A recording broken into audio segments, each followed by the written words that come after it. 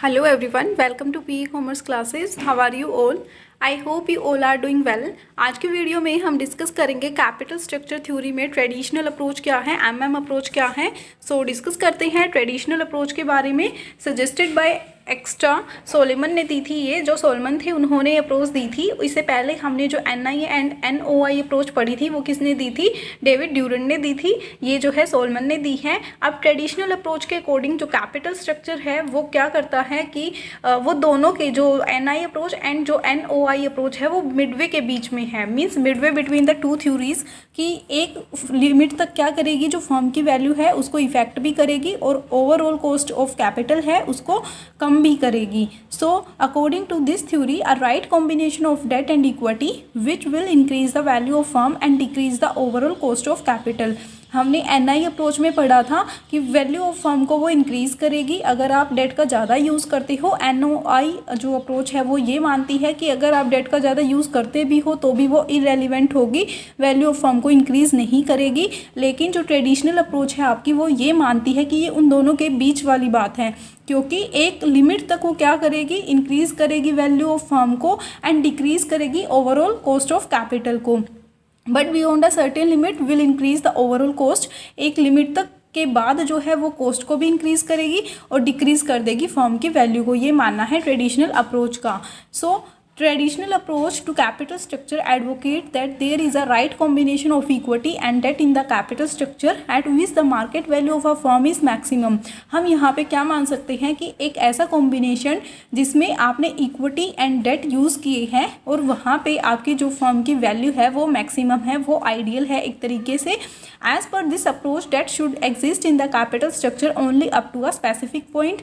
अगर आप डेट का यूज़ कर रहे हो तो वो एक स्पेसिफिक लिमिट तक ही होना चाहिए, क्योंकि अगर आप उसे ज़्यादा करोगे any increase in leverage would result in the reduction of the value of the firm. अगर आप एक लिमिट के बाद डेट का यूज़ करते हो तो डेट की कॉस्ट भी बढ़ेगी और जो वैल्यू ऑफ फर्म है वो आपकी डिक्रीज़ हो जाएगी और ओवरऑल कॉस्ट जो है आपकी वो इंक्रीज़ होगी, ओवरऑल कॉस्ट ऑफ कैपिटल आपकी इंक्रीज़ होगी. ये मानना है ट्रेडिशनल अप्रोच का. अब इसके लिए क्या अजम्पशन है, कॉस्ट ऑफ डेट जो है वो रिमेन्स स्टेबल, वो स्टेबल रहती है. लेकिन आप लिमिट से ज़्यादा एक लिमिट के बाद तक अगर डेट को रेज करते हो तो वहाँ पे क्या होगी, जो डेट की वो है कॉस्ट है वो इंक्रीज़ करना शुरू करेगी. ऐसे ही cost of equity remain stable और grows slightly with an increase in the debt ratio to a certain limit after which is it begin to grow rapidly. Means आप एक लिमिट तक, जब तक आपने जैसे इक्विटी यूज़ कर रहे हो तब तक तो ठीक है, उसकी जो कॉस्ट है वो स्टेबल रहेगी. लेकिन एक लिमिट से ज़्यादा जब आप क्या करते हो, date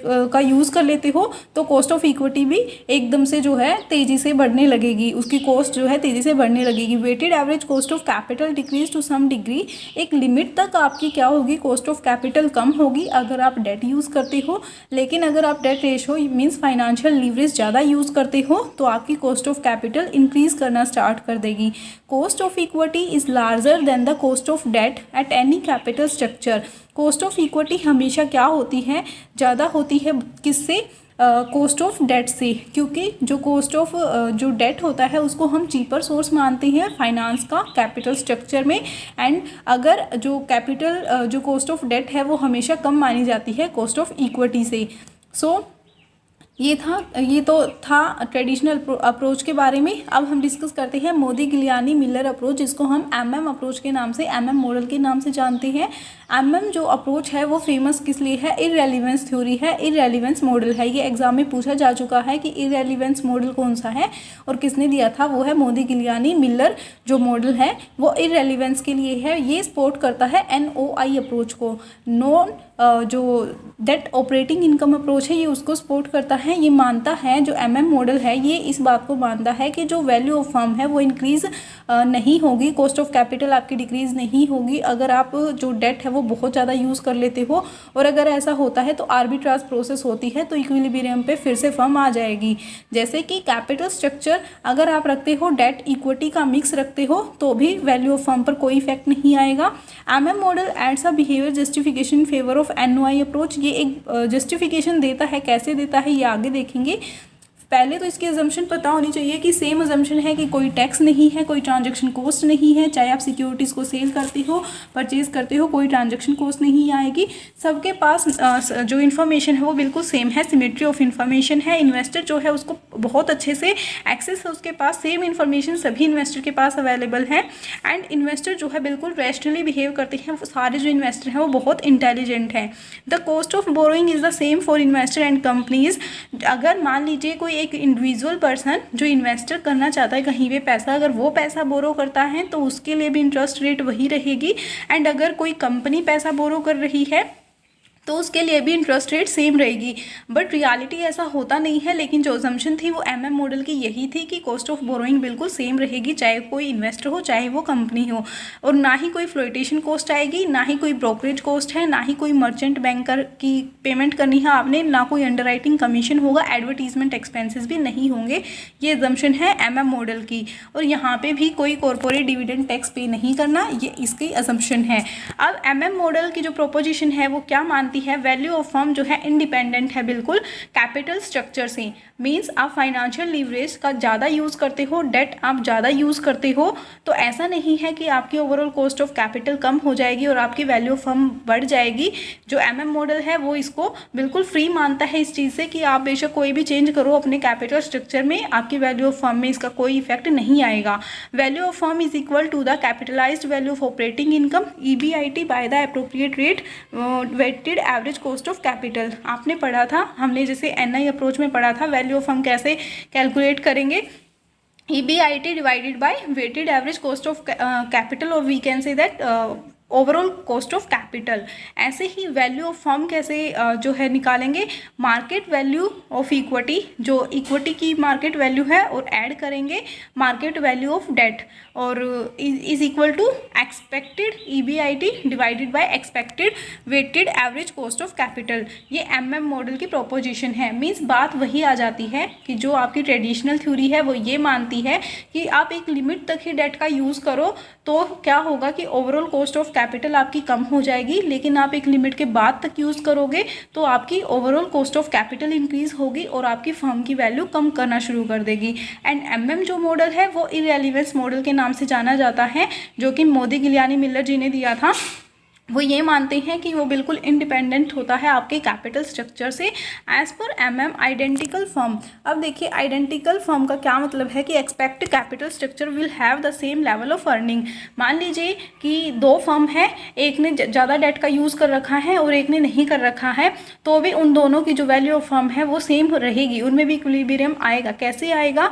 as per MM approach if market value of identical firm are different arbitrage process will take place. मान लीजिए दो फर्म है, वहाँ पे एक फर्म ऐसी है जो ज़्यादा डेट का यूज़ कर रही है, तो हम ये मानते हैं वैल्यू ऑफ फर्म बढ़ जाएगी।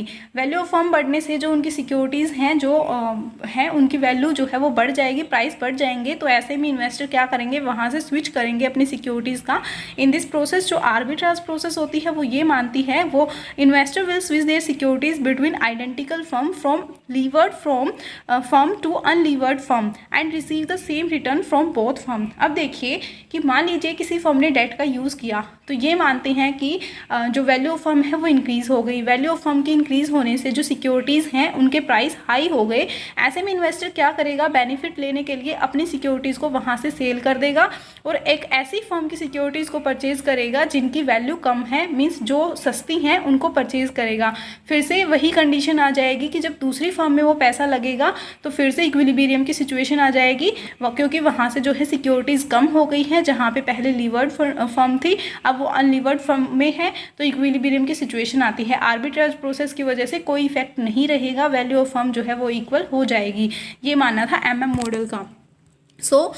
फॉर्मूला इसके लिए गिवन है, value of firm DB plus EQ। DB क्या है यहाँ पे, market value of debenture debt, and EQ क्या है, market value of equity. Market value of equity कैसे कैलकुलेट होगा, earning before tax divided by EB, और जो अर्निंग बिफोर जो टैक्स है वो कैसे कैलकुलेट होगा, earning before tax EBIT, earning before interest and tax minus कर देंगे अगर हम उसमें से इंटरेस्ट को, मीन्स सिर्फ इंटरेस्ट को निकाल देंगे तो क्या बचेगा, अर्निंग बिफोर टैक्स बचेगा। और KE यहाँ पे क्या है, कॉस्ट ऑफ इक्विटी। सो ये किसका फॉर्मूला है, मार्केट वैल्यू ऑफ इक्विटी का।